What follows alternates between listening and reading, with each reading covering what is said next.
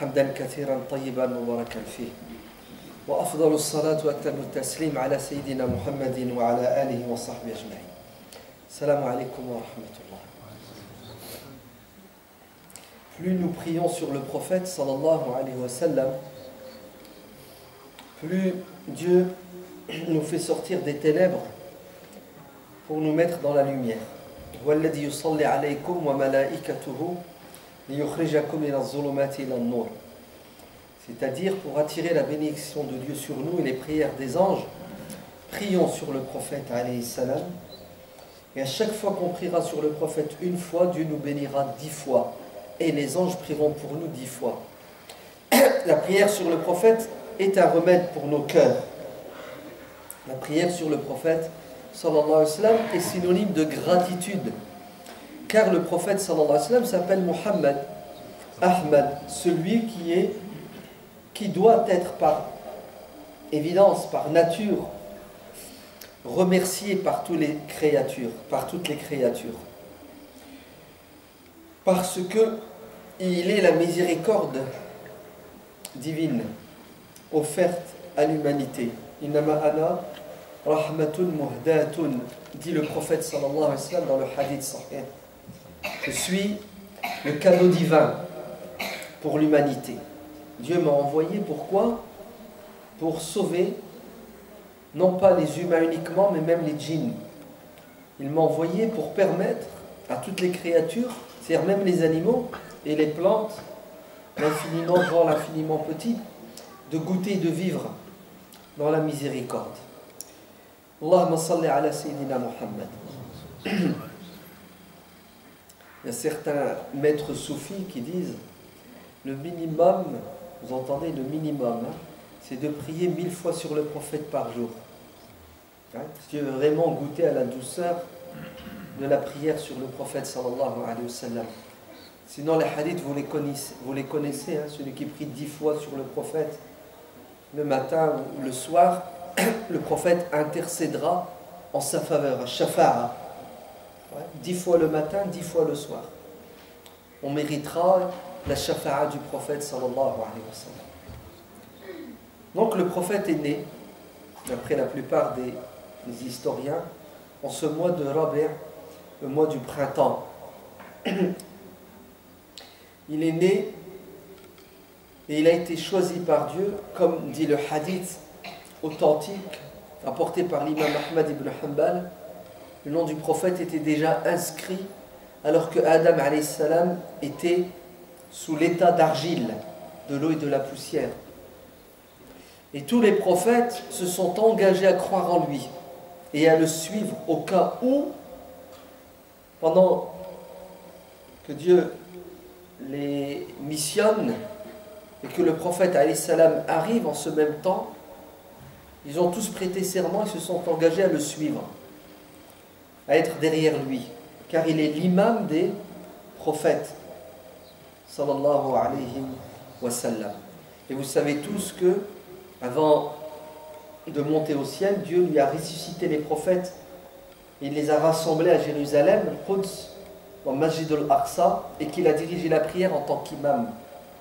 Tous les prophètes se sont rangés derrière lui, car il est le plus grand et le sceau des prophètes. Il y a un auteur américain qui s'appelle Hart, qui a écrit un livre, les 100 hommes les plus influents de l'histoire de l'humanité.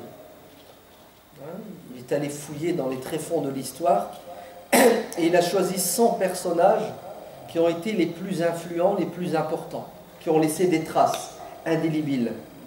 Et parmi les 100, il y a dedans le prophète Mohammed sallallahu alayhi wa sallam et d'autres personnages, hein, Moussa ou Isa ou Bouddha ou Napoléon ou Cicéron, bref, peu importe.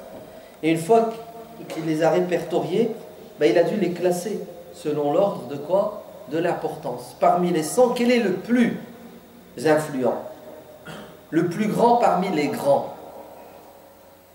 Cet homme qui n'est pas musulman, qui est un chercheur, un intellectuel occidental, donc on ne peut pas lui reprocher d'être partisan de l'islam, du prophète de l'islam. Cet homme avec sa probité intellectuelle, avec son objectivité et son honnêteté, puisqu'il a mis des critères, il a mis le prophète Mohammed sallallahu alayhi wa sallam comme étant le premier. Vous entendez? Et il a raison. Et nous, on le savait déjà.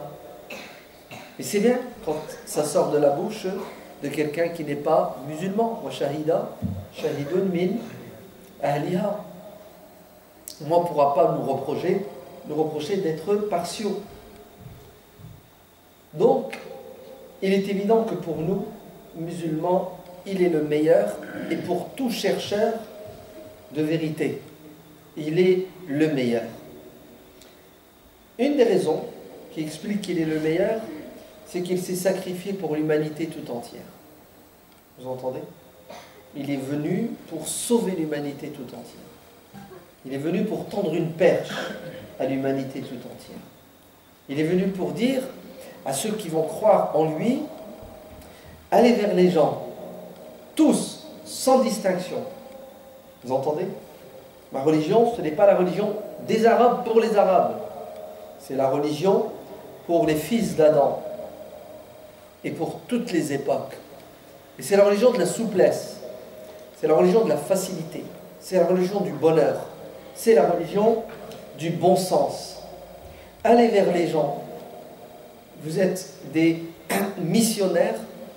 Pourquoi? Pour le permettre de partager avec vous ce cadeau que je vous ai remis, qui s'appelle l'islam. Donc toute sa vie, qu'est-ce qu'il a fait? Il a fait des efforts pour sauver le maximum de personnes. C'est une de ses qualités parmi les nombreuses qualités. C'était juste une introduction. Malheureusement, les musulmans ne parlent pas assez de leur prophète, sallallahu alayhi wa sallam. Non pas aux non-musulmans, mais même aux musulmans eux-mêmes. Et en particulier aux jeunes, voire aux enfants. Si bien que nos gosses grandissent, et vous pouvez faire une interro-surprise, ouais, à n'importe quel moment, vous entrez dans une mosquée, vous prenez les gosses qui ont entre 10 et 15 ans, et vous leur dites, allez-y, dites-moi qui est le prophète, alayhi salam, auquel vous croyez. Cette shahada que vous prononcez, wa ashhadu anna Muhammadan Rasulullah, donnez-moi les preuves, puisque vous témoignez qu'il est le messager de Dieu. Et vous allez voir la pauvreté intellectuelle, la pauvreté spirituelle. Et c'est grave, vous entendez? C'est très grave.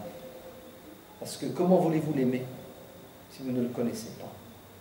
Comment voulez-vous que nos enfants le prennent comme modèle s'ils ne savent même pas qui il est? Alors vous allez me dire, ouais mais on fait des choses, on les emmène à l'école, ouais, le dimanche, le samedi, on leur donne des cours, c'est ça?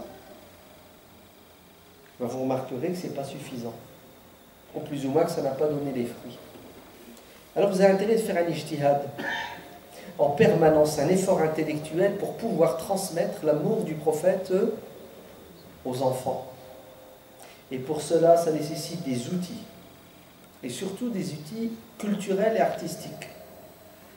Vous entendez? Des outils culturels et artistiques.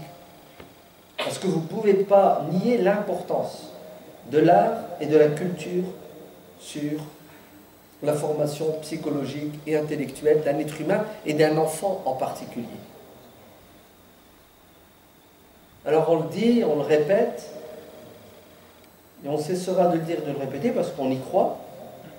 Vite, faites des calendriers culturels où vous allez mettre en évidence des jours, des dates. Vous entendez? Alors, j'ai peur de prononcer le mot anniversaire parce que les musulmans, ils flippent quand ils entendent anniversaire. Parce qu'anniversaire égale haram. Pourquoi c'est haram? Parce qu'anniversaire, c'est pas musulman. Vous voyez que c'est pas de l'arabe. Ouais. Et anniversaire, c'est contraire à la culture des Maghrébins. Ils ne connaissent pas ça. Donc, c'est pas grave, je vais vous faire plaisir, on met ce mot de côté. Anniversaire. Ouais.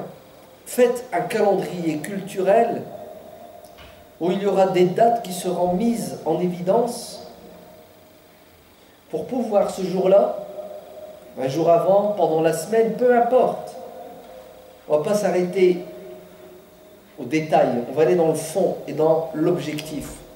Ou, à cette occasion-là, vous entendez, vous allez créer toute une série d'activités qui auront pour objectif de transmettre un savoir, mais surtout des émotions. Parce que le savoir lui-même ne suffit pas. Omar ibn al-Khattab, quand il est venu, il a dit au prophète sallallahu alayhi wa sallam, au messager de Dieu, je t'aime plus que tout le monde et plus que toute autre chose. Vous avez bien vu que Omar parle de quoi? Il parle d'amour. Il ne parle pas de croyance, la shahada. Omar sait que le prophète alayhi salam c'est le messager de Dieu. Oui ou non? Il le sait. Il est convaincu. Mais vous savez tous que la conviction, c'est du domaine de la raison. Et après, il y a l'amour. Ouais. Et comment faire pour aimer le prophète? C'est ça le problème. Nous, on croit au prophète, alayhi salam. Mais comment ressentir cet amour? Ou comment créer l'amour du prophète? Le développer dans le cœur des gens. C'est ça qui est dur et qui est compliqué. Et le prophète lui dira, tu manques encore de foi, tu dois m'aimer plus que toi-même. N'est-ce pas? Oui, mais Omar radiallahu anhu vivait avec le prophète. Il le voyait, il le touchait, il l'entendait, il le sentait. N'est-ce pas? C'est plus facile, non? Aujourd'hui, nos gosses, écoutez bien, on leur demande de croire, on leur demande d'aimer quelqu'un qui est dans le flou pour eux. C'est dur de s'accrocher à quelque chose qu'on ne voit pas, qu'on n'entend pas. Vous allez me dire, oh là là là, qu'est-ce que tu es en train de dire là? Tu veux qu'on leur représente le prophète? Tout de suite, je ferme la porte, haram la yajouz. Et ça sera toujours haram jusqu'à la fin des temps. C'est un consensus et c'est le bon sens, et n'ayez crainte. Ce n'est pas ce qu'on veut dire. On veut dire, écoutez bien, si nos enfants, on n'arrive pas à les mettre dans le bain à travers une série d'activités où nous allons mélanger le côté intellectuel avec le côté sentimental et le côté ludique avec le côté physique et charnel, je vous assure que leur croyance au prophète elle va rester superficielle. Ils ne pourront pas le prendre comme exemple parce qu'ils ne vivent pas l'exemple du prophète. Il faut transformer l'abstrait en concret. À travers quoi? À travers des activités. Donc, ce mois ne doit pas passer comme ça, sans qu'il ne laisse de traces sur nos enfants. Regardez certains musulmans, certains savants musulmans, dans beaucoup de pays musulmans, ils ont créé une sunna impressionnante. Quand le mois de la naissance du prophète commençait, le premier du Rabi' al-Awwal, jusqu'au 12, vous savez ce qu'il faisait? Il lisait le Sahih de l'imam al-Bukhari dans la mosquée. Vous savez, il le récitait. Voilà, c'est une activité parmi tant d'autres. Il y en a qui n'ont jamais entendu parler du Sahih de l'imam al-Bukhari, et il y en a, ils ne savent même pas ce qu'il y a dedans. Et c'est vrai, la plupart des gens n'ont jamais eu de contact direct avec le prophète, alayhi salam. Donc, Allah barak fikoum, vite, vite, vite. Et j'ai envie de vous dire, c'est pas aux hommes qu'il faut dire ça, c'est aux femmes. Femmes qui sont devant de la scène dans l'éducation des enfants. Alors les femmes, vite, prenez-vous en charge pour pouvoir prendre vos enfants en charge. Ouais. Préparez. Pas seulement la naissance du prophète, l'hégire du prophète, l'ascension quand il est monté au ciel, quand il est allé à Jérusalem. Ouais. Plein d'événements de la vie du prophète qui doivent marquer nos enfants, créer autour de ces événements une activité à laquelle vos enfants vont participer, non pas en tant que spectateurs, mais en tant qu'acteurs. Pourquoi? Pour justement que ça reste indélébile, des traces. Je vous donne un exemple tout simple. L'hégire, la hijra, l'hégire du prophète, alayhi salam. Ouais. Prends un gosse de 8 ans, raconte-lui l'hégire. Garantie, 2 jours après, il a oublié 80% de ce que tu lui as dit, 90% de ce que tu lui as dit. C'est comme ça. Par contre, transforme les gires en pièces de théâtre. Ouais. Les gosses eux-mêmes, tu leur fais vivre les gires. Ouais. Ben vous allez voir, ils l'oublieront jamais. Ouais. Vous faites la scène, vous décorez, ouais.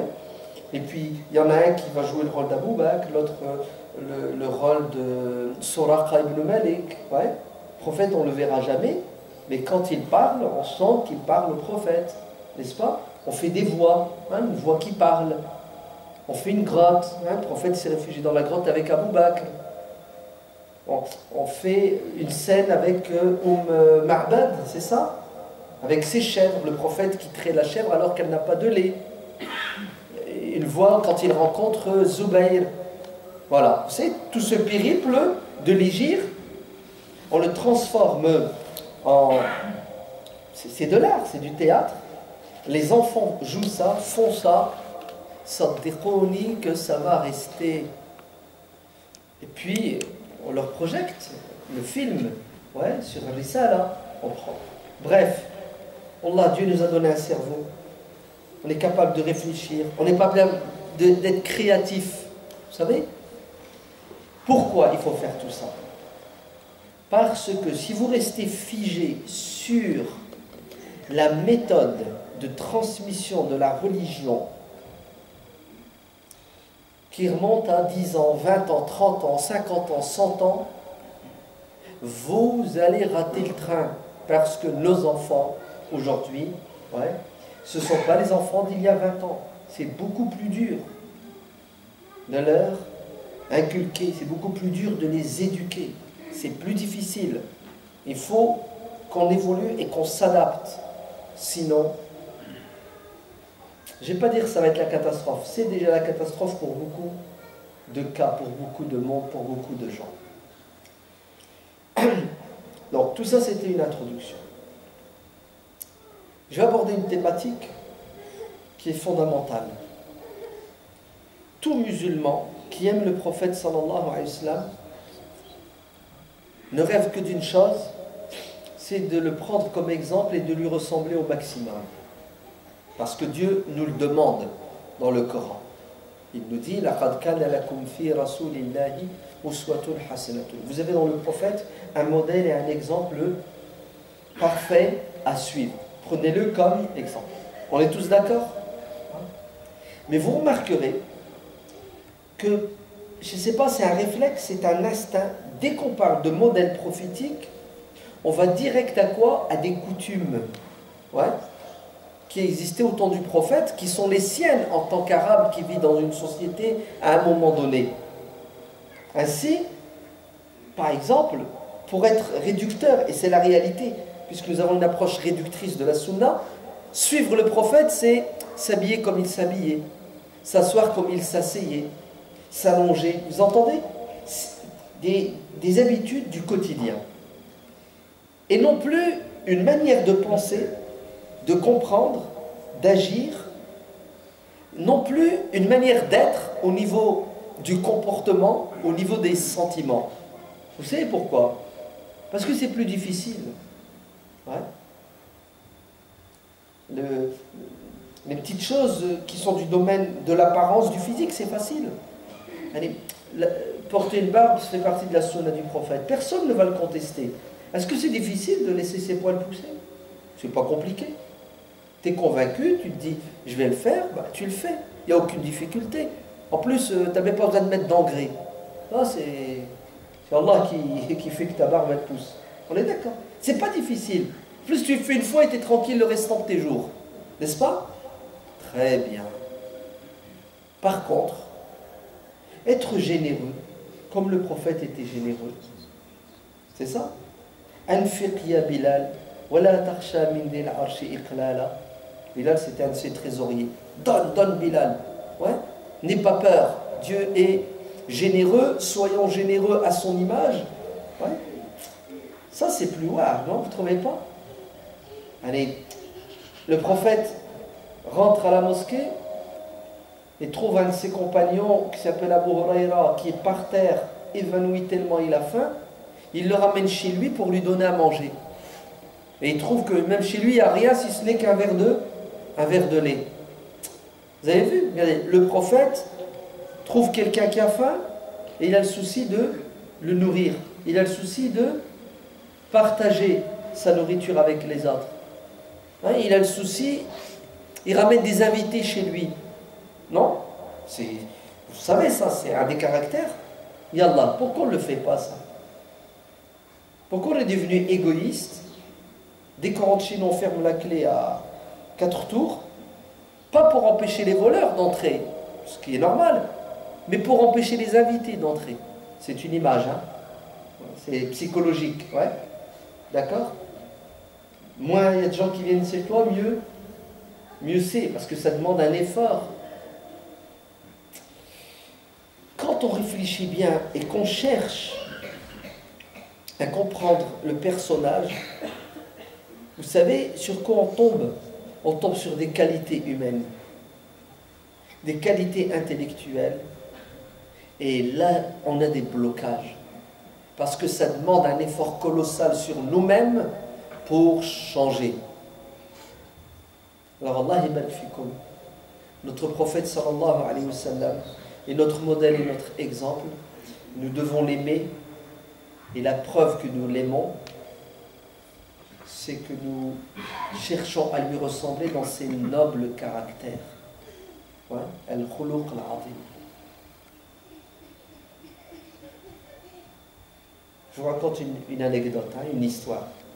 C'est du concret, c'est du réel. Il y avait un problème dans un couple. On m'a demandé d'intervenir. C'est la femme qui m'a demandé, puisque c'est toujours les femmes qui se plaignent.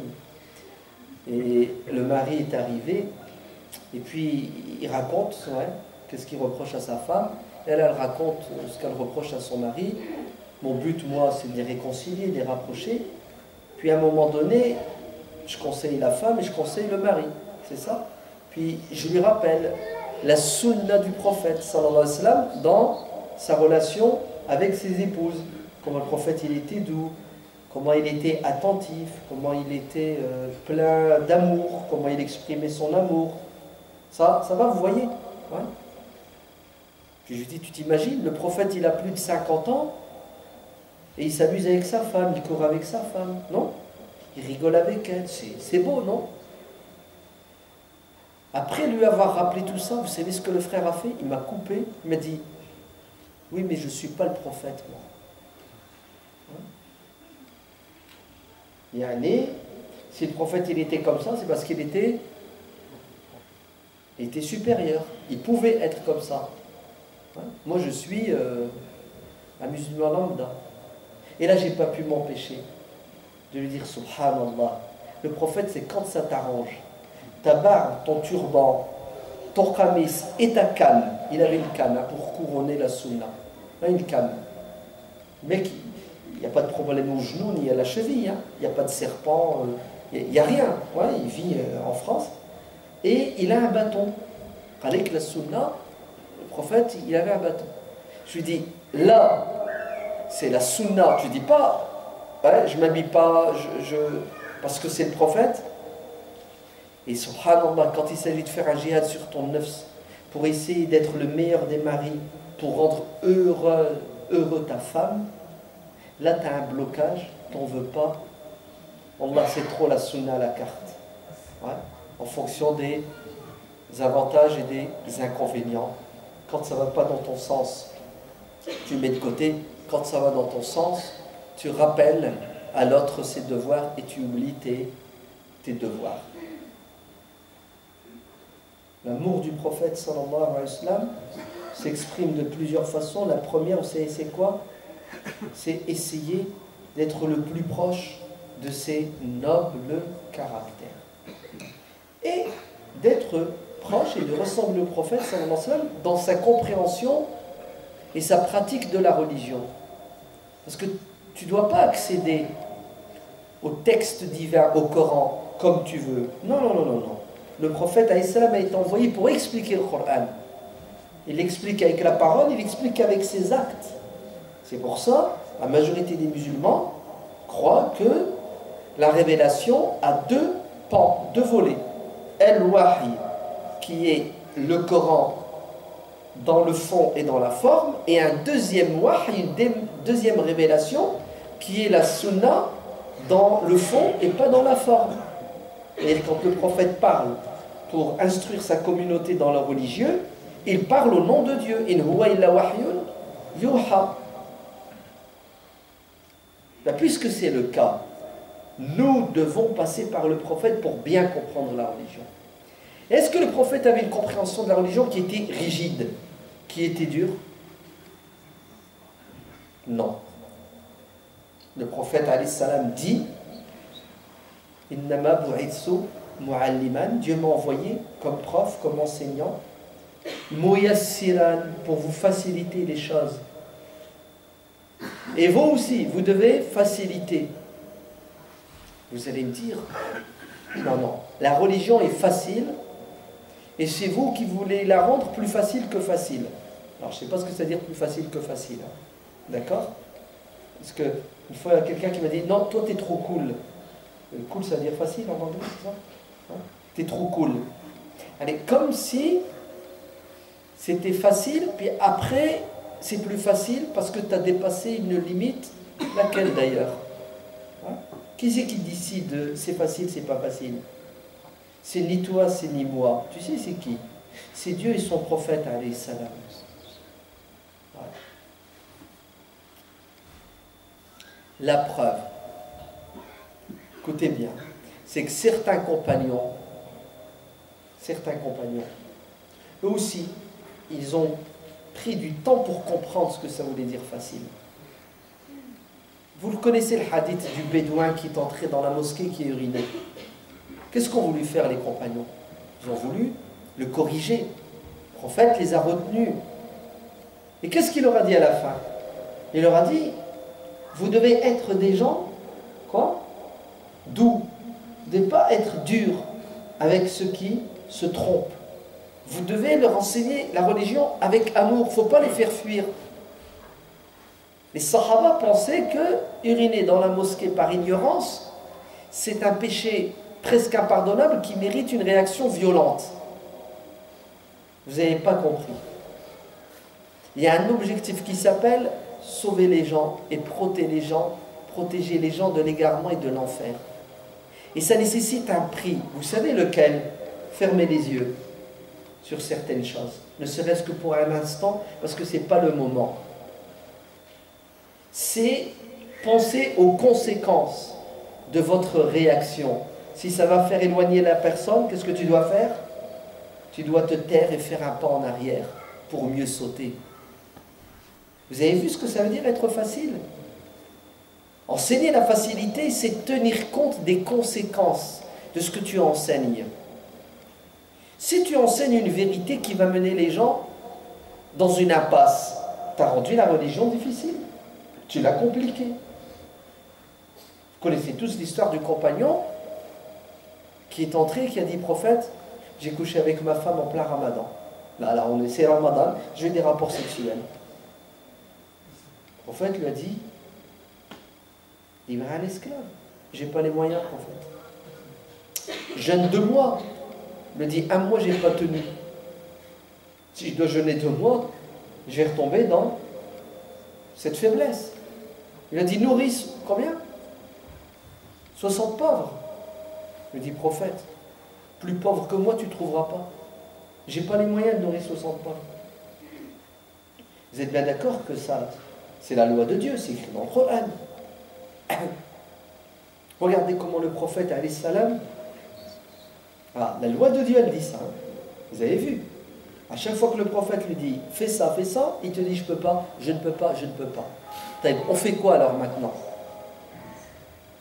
Le prophète lui dit très bien, ok, tu attends, on va trouver une solution. La solution arrive. C'est quelqu'un qui fait un don, qui ramène des kilos de dattes pour les remettre au prophète, pour que le prophète les distribue à qui de droit, c'est-à-dire les pauvres. Le prophète interpelle le compagnon et il lui offre ses dattes. Il lui dit, va donner ça à des pauvres. Il lui dit, prophète, plus pauvre que moi, il n'y a pas à Médine. Alors le prophète fait quoi à votre avis? Il lui dit, alors tu les prends, tu vas, tu te nourris et tu nourris ta femme et tes enfants avec ces dattes. C'est beau, c'est pas beau. C'est-à-dire, il a commis un péché, et pas un petit, non? Et il repart avec quoi? Avec le sourire du prophète qui a ri. Le prophète a ri. Allez, la miséricorde de Dieu n'a pas de limite. Et il rentre chez lui avec de la nourriture. Il rentre chez lui avec le pardon et la miséricorde. Vous savez ce que ça veut dire, ça? Ça veut dire que le prophète sallallahu alayhi wa sallam est prêt à faire des concessions. Regardez, des concessions. Concession sur concession pour sauver la personne, pour ne pas la faire fuir, l'arabe qui est uriné, et pour ne pas faire désespérer la personne de la miséricorde de Dieu et lui permettre de rentrer chez lui avec la conscience apaisée et tranquillisée. Voilà, ça c'est la sunna du prophète sallallahu alayhi wa sallam. Quelqu'un de compréhensif, quelqu'un qui tient compte. Qui tient compte de quoi? Qui tient compte de la réalité. Vous entendez?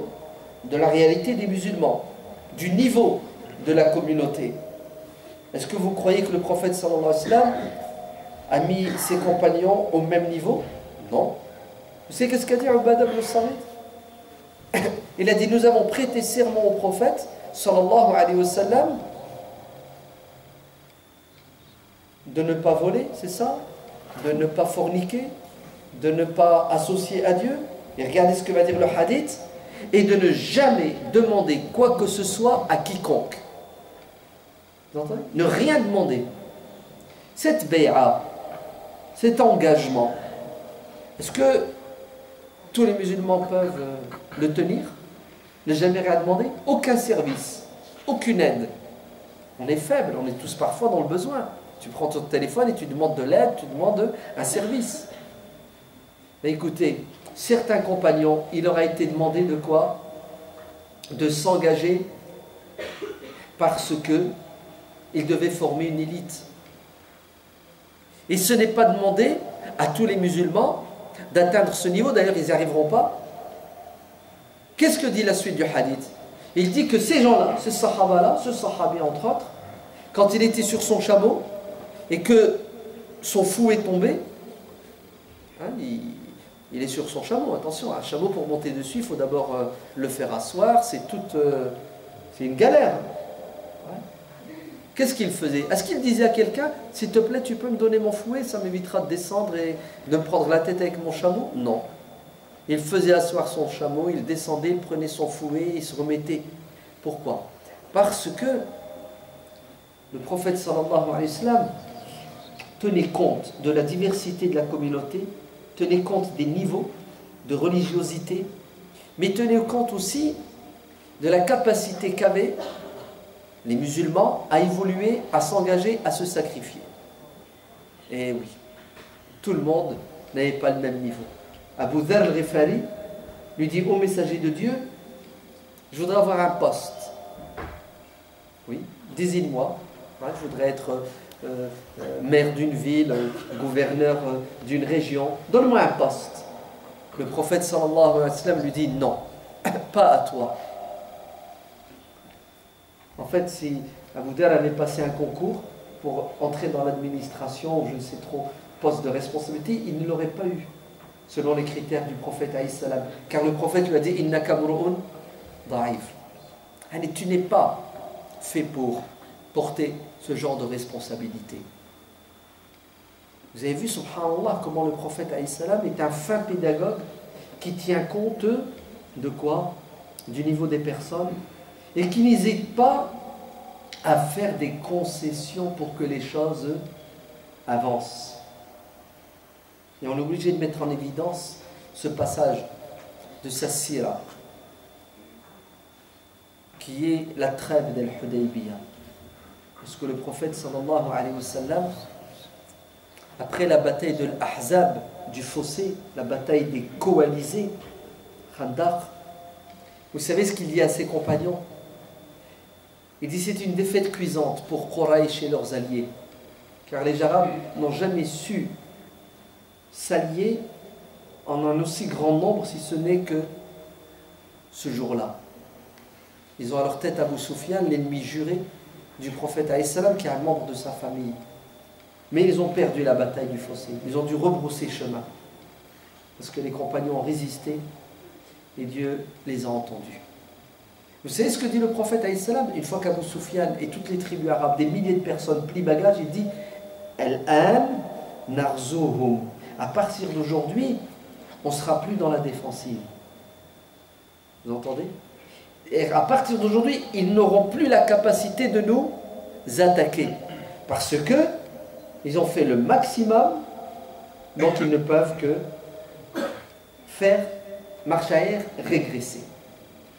Donc le prophète sallallahu alayhi wa sallam, désormais, il est en position de quoi? De force au niveau militaire, au niveau politique et même au niveau psychologique. Car l'ennemi a fait le maximum et il a perdu. Très bien. L'année suivante, l'année 6 de l'Hégire, le prophète décide de faire le petit pèlerinage de la Umrah. Il quitte Médine en état de pèlerin, n'est-ce pas? C'est ce que c'est qu'ils habillent de pèlerin? Est-ce que c'est quoi la posture spirituelle et psychologique du pèlerin? C'est pas de guerre. Quand on fait l'Umrah, c'est quoi? C'est sacré, état de sacralité, pas de conflit, pas de guerre. Voilà. Vous savez ce que c'est que les mois sacrés? Très bien. Il va avec 1400 de ses fidèles compagnons, des croyants qui ont vécu une épreuve terrible il y a encore un an qui s'appelle la bataille du fossé. Et quand ils arrivent au faubourg de la Mecque, dans un endroit qui s'appelle Hudaybiyah, et qu'ils campent, les Mécois réagissent. Comment est-ce qu'ils réagissent? Refus total de permettre aux musulmans d'entrer à la Mecque pour faire le pèlerinage. Alors que faire le pèlerinage est un droit élémentaire chez les Arabes. La Mecque, cité universelle ouverte à tout le monde. Regardez l'entêtement, regardez l'injustice, regardez la haine qui est aveugle. Ils sont venus en état de pèlerin, donc pacifistes. Ils ne sont pas venus pour faire la guerre. Et vous ne voulez pas les laisser? Et à partir de là, des négociations vont s'enclencher. Est-ce que vous vous souvenez ce qu'a dit le prophète alayhi salam il y a un an? Nous sommes en position de force, ils sont en position de faiblesse. Le prophète aurait très bien pu utiliser la force pour faire le pèlerinage. Oui ou non? La preuve qu'il aurait pu utiliser la force, c'est que le prophète va envoyer un de ses compagnons qui s'appelle Uthman ibn Affan à la Mecque pour négocier, pour prendre la température. Uthman va être retenu. La rumeur, le téléphone arabe, fait circuler l'information suivante: Uthman a été arrêté et tué. Cellule de crise dans le camp musulman. Le prophète alayhi salam appelle ces 1400 pèlerins qui sont en vérité des gens convaincus qui sont prêts à aller jusque la mort. Vous entendez, hein? Et sous un arbre, le prophète alayhi salam leur demande de s'engager, de prêter serment, de jurer qu'ensemble, vous et moi, nous allons venger Uthman. C'est-à-dire, nous allons réparer une injustice. Quitte, écoutez bien, à ce que nous mourions tous. Eh oui, c'est un engagement lourd de conséquences. Ils n'ont pas les armes de guerre qu'il faut. Ils sont venus pour faire le pèlerinage. Ils ont un couteau, une épée de temps en temps. Et on va quoi? On va s'affronter à Quraysh, wa ma adraka ma Quraysh, avec toute sa grandeur et sa puissance. Grandeur entre guillemets, ils ont quand même été touchés psychologiquement. Mais ça reste que si maintenant, ouais, on fait une comparaison, le prophète alayhi salam, techniquement parlant, il part en position de faiblesse. Mais psychologiquement et spirituellement, ils sont déterminés. Ça s'appelle Bay'atul Ridwan, qui est cité dans le Coran, dans la sourate Al-Fath. لَقَدْ رَضِيَ اللَّهُ عَنِ الْمُؤْمِنِينَ إِذْ يُبَايِعُونَكَ تَحْتَ الشَّجَرَةِ فَعَلِمَ اللَّهُ مَا فِي قُلُوبِهِمْ. Ah non, les compagnons étaient déterminés. Tous. Et à la fin, le prophète alayhi salam prend sa main droite, il la claque dans sa main gauche et il dit: voilà la main de Uthman. Si Uthman était ici, lui aussi, il se serait engagé pour combattre jusque la mort. Bref, ça va se désamorcer. Uthman n'a pas été tué, mais les Mécois restent fermes sur leur position.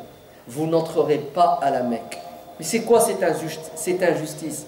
Le droit international nous le permet. Ouais? Non. Ça s'appelle la Hugra. Zulm. Le prophète alayhi salam va faire quoi? Vous savez, si nous étions nous ce jour-là, qu'est-ce qu'on aurait dit au prophète? Ya Rasulallah, on y entre par force. On t'a prouvé qu'on était déterminés. On va se battre jusque la mort. On les plie, c'est Quraysh. Mais le prophète,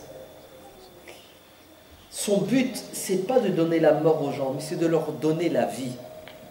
Le prophète n'a pas été envoyé pour ôter la vie aux gens.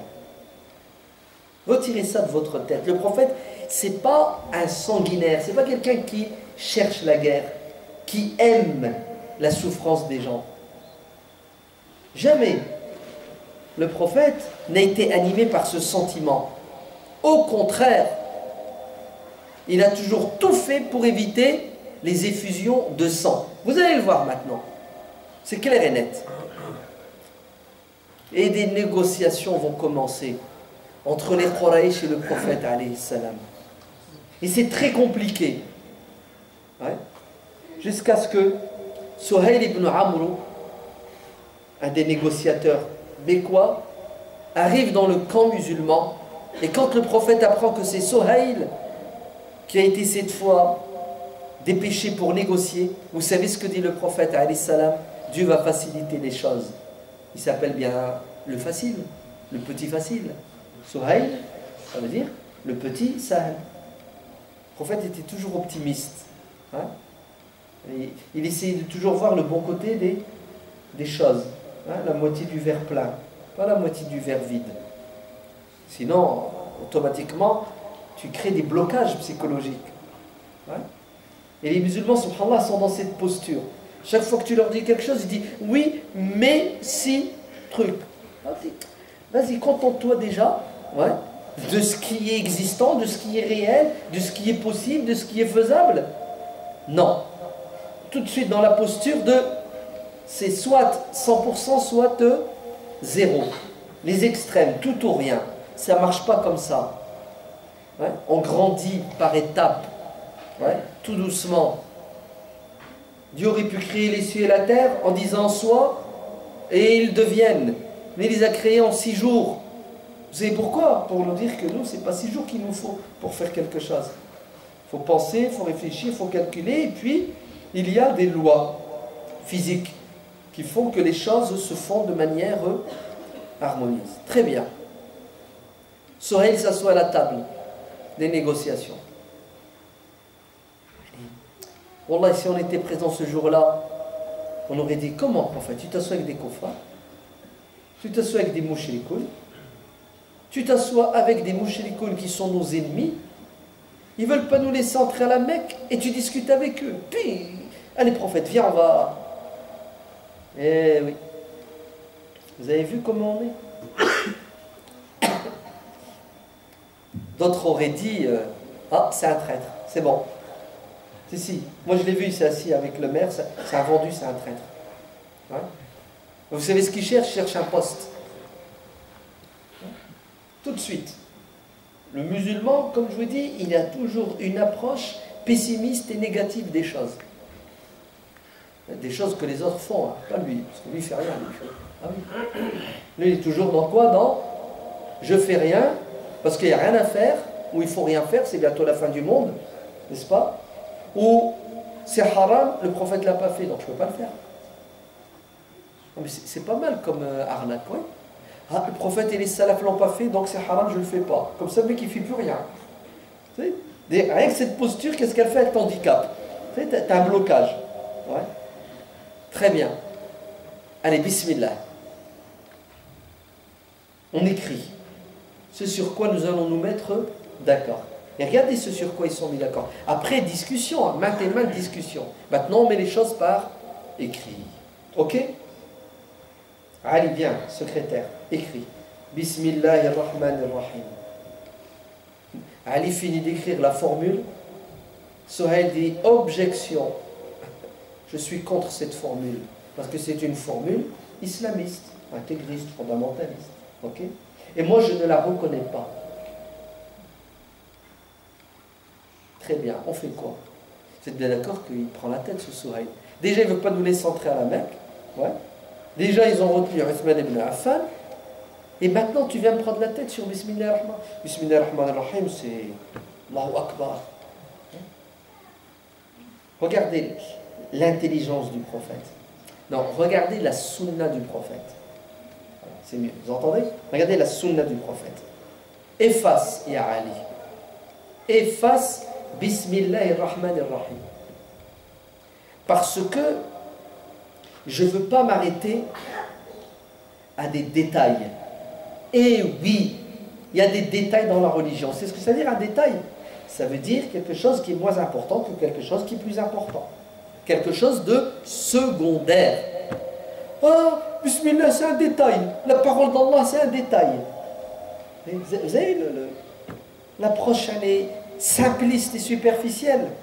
Oui, dans ces circonstances, la basmala, si elle peut devenir un obstacle, à quoi?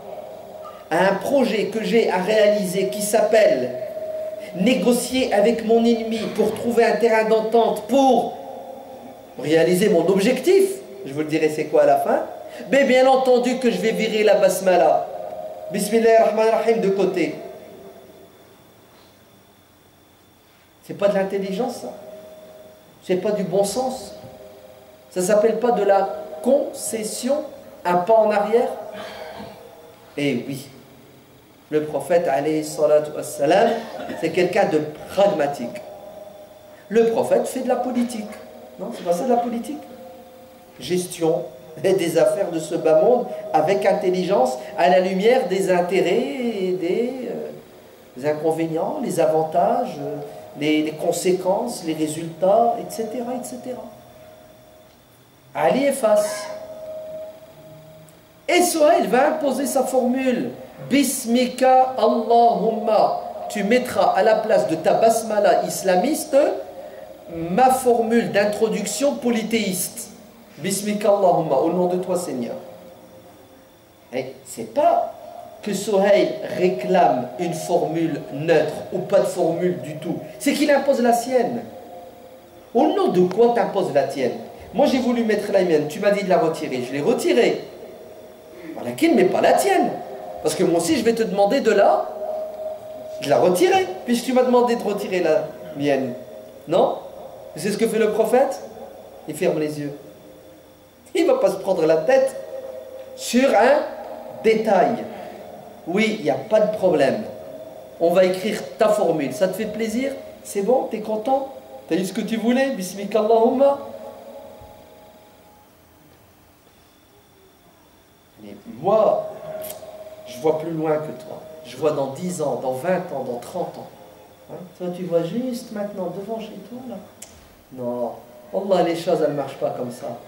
Réussit celui qui a une capacité de se protéger dans le futur proche et lointain. Et Souhaïl impose sa formule polythéiste. C'est bon? Ça s'appelle de l'eau dans